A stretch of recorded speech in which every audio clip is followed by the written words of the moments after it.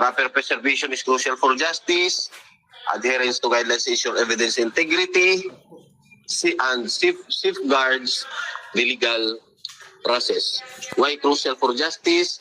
Dahil ang courts ay nagbabase sa ebidensya. Hindi nagbabase sa emosyon, hindi nagbabase sa hula-hula or akala, kung hindi sa ebidensya. Kaya nga if you observe nga yung estatwa ng justice is babae na may hawak ng timbangan na nakapiring. Kasi ang ibig sabihin, babae, dahil ang batas ay walang kinikilingan maging sino ka man. Ano? Babae ka man, lalaki ka man, disabled ka man, PWD, no?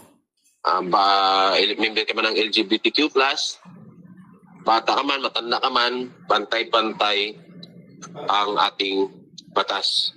At bakit may piring? Kasi nga hindi niya tinitingnan sa itsura, hindi siya nakabase sa personal na pananaw, kung hindi nakabase siya sa bigat ng ebidensya, kaya may timbangan, no? Kaya may timbangan yung estatwa ng justice.